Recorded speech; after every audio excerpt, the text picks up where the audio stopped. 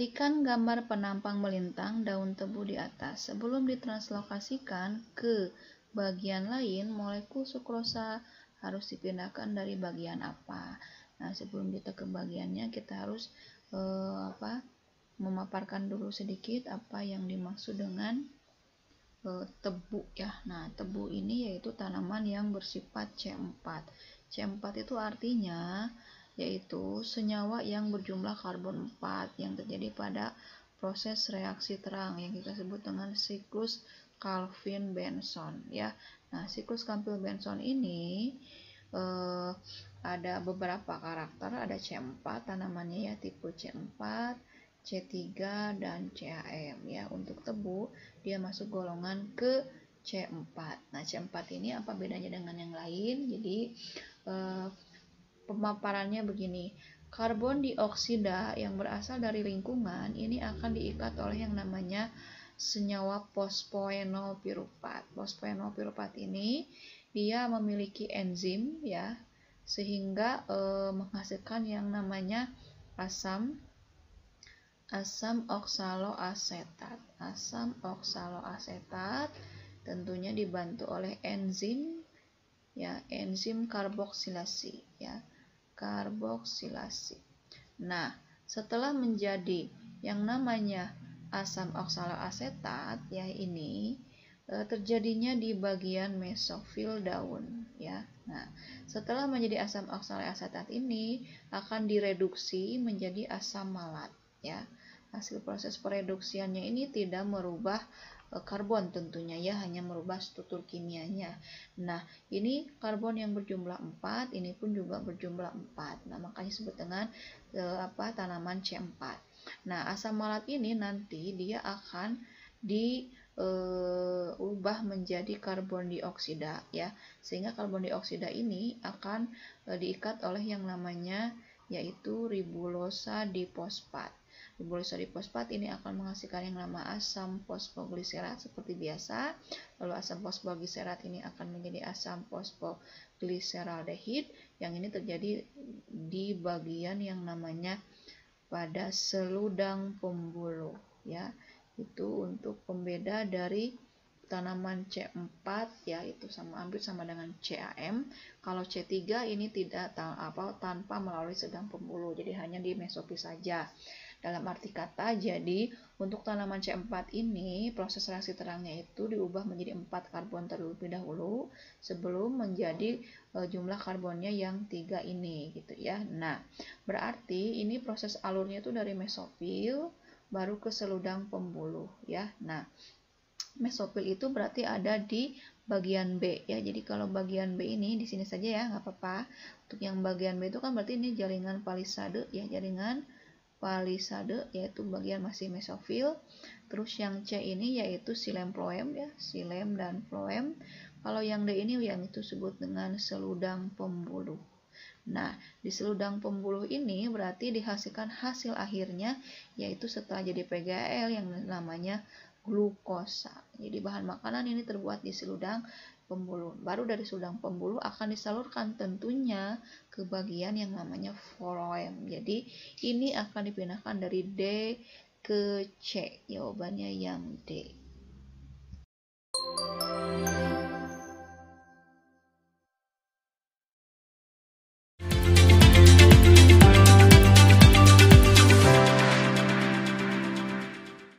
Kekurangan unsur kimia berikut yang dapat menyebabkan tanaman yang mengalami klorosis ditandai dengan menguningnya daun, yaitu oleh zat apa? Nah, kalau kita membicarakan tentang klorosis, ini kita persamaan katanya seperti kalau manusia itu anemia ya. Kalau anemia kan berarti kita kekurangan hemoglobin.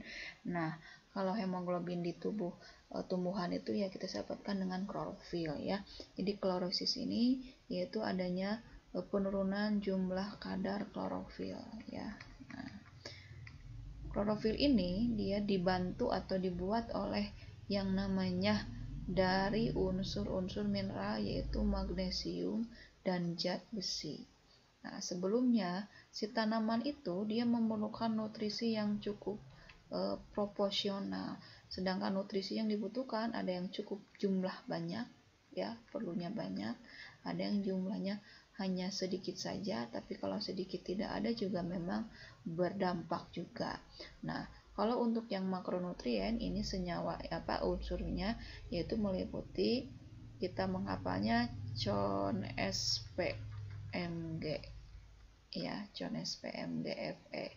Jadi karbon, hidrogen, oksigen, natrium, sulfur dan sebagainya, yaitu sampai ke magnesium.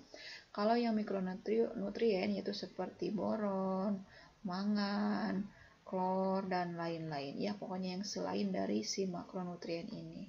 Nah, berarti untuk magnesium dan zat besi ini dia untuk proses pembentukan atau sintesis dari klorofil itu sendiri yang sebagai jadi ujung tombak dari proses pertumbuhan dan perkembangan dari tumbuhan. Nah, sedangkan untuk yang selebihnya ini biasanya lebih ke cenderung secara global, yaitu pertumbuhan dan perkembangan tanaman itu sendiri ya. Jadi untuk lebih spesifiknya ke magnesium dalam pembuatan proses klorosis ya. Jadi yang A.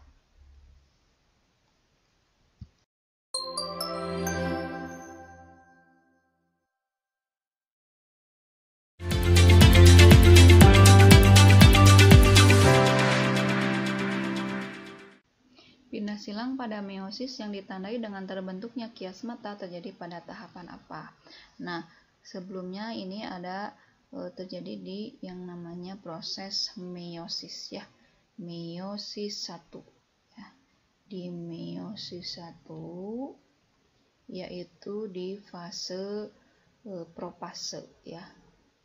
Jadi tahapan profase 1 ada yang namanya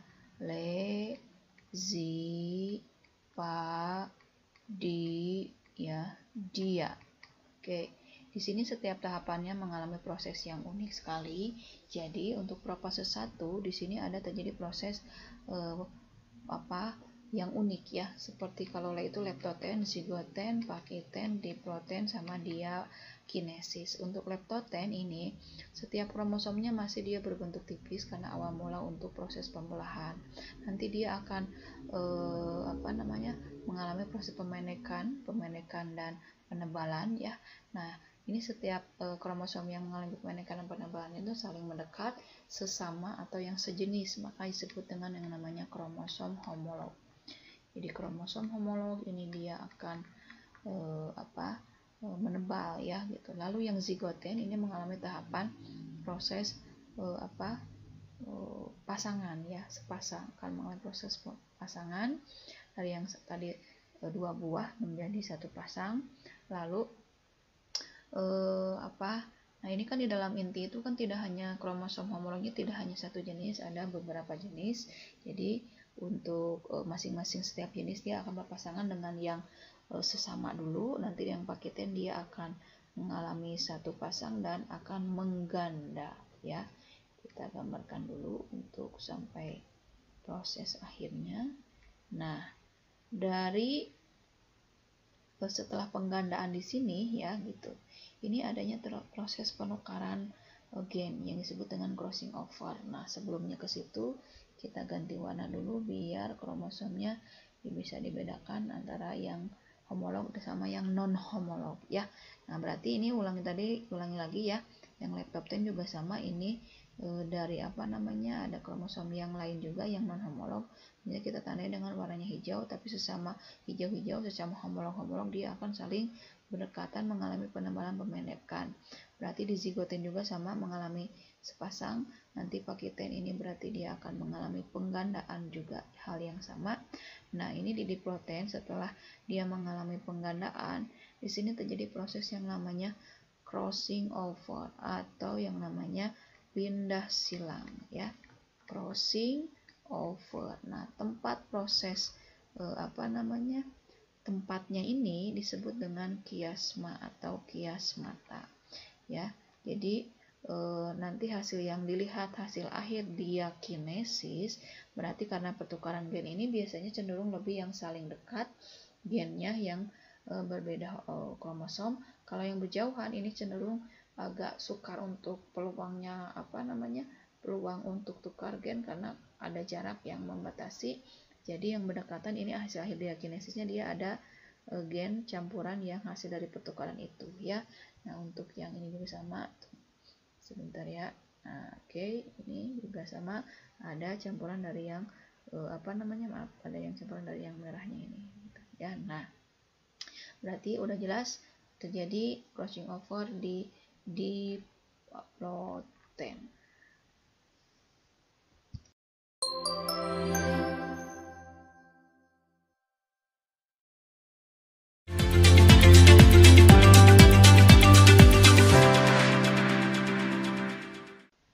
Pernyataan yang benar tentang teori Darwin dan Lamarck adalah sebagai berikut.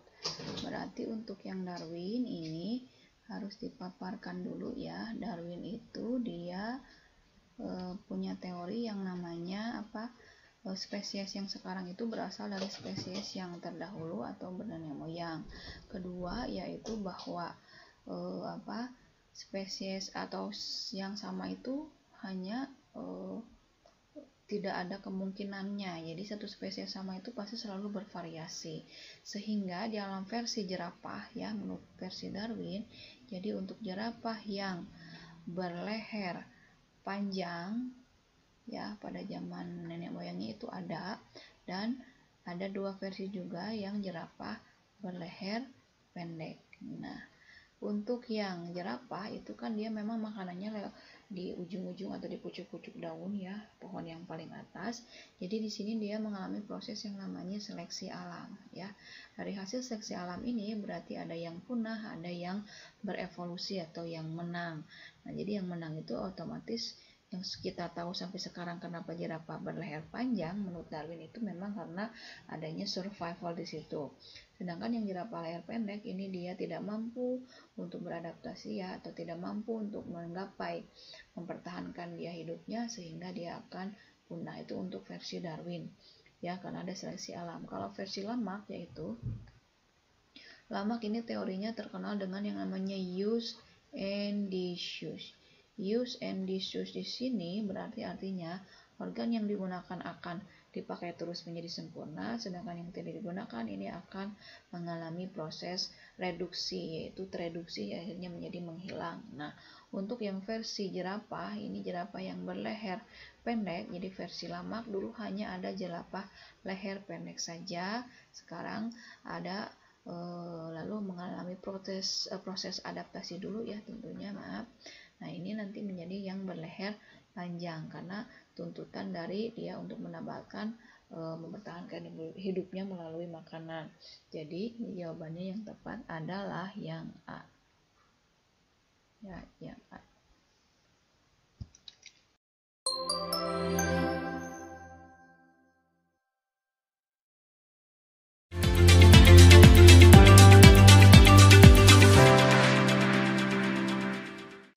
Komponen pada sitoplasma yang ditemukan pada sel prokariotik maupun eukariotik tersusun atas serat protein adalah, nah kalau kita membicarakan serat protein berarti ini harus berbentuk yang namanya ukurannya lebih memanjang gitu ya. Nah, kalau sitoskeleton yaitu dia berupa rangka ya. Jadi sitoskeleton itu dia organel yang sebagai rangka sel ya. Namanya aja sudah rangka sel, berarti dia berbentuknya kurang lebih ada yang seperti begini. Nah, ya, itu kurang lebih seperti ini. Jadi ini kalau kita disederhanakan lebih komponennya lebih ini enggak terlalu rumit. Sebenarnya pada aslinya itu memang lebih ini lagi unit-unit kecil gitu ya. Nah, ini salah satu contoh sitoskeleton yang sering kita lihat di gambar, yaitu ini biasanya pada jaringan yang banyaknya pada jaringan sel otot ya. Nah, kalau untuk nukleosom, itu memang bagian kecil dari yang namanya DNA ya. Di DNA itu kalau kita jabarkan dia rantainya itu seperti, kan dia DNA itu begini ya, berpilin begitu kan ya.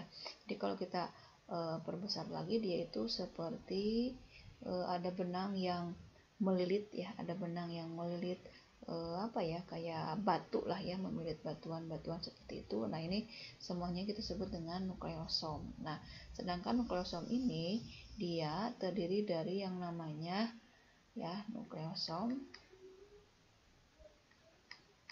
Dia terdiri dari yang namanya asam ya, tergantung DNA atau RNA, sama yang namanya protein ya. Protein histon. Nah, gitu. Jadi ini proteinnya tidak berupa serat tapi berupa apa ya istilahnya bulatan. Jadi protein itu yang bulatnya, kalau asam nukleat ini yaitu yang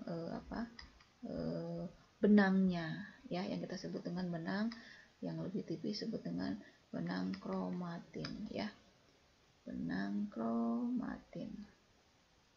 Tuh, jadi yang berbentuk serat yang ada di prokariotik sama eukariotik berarti yaitu sitoskeleton.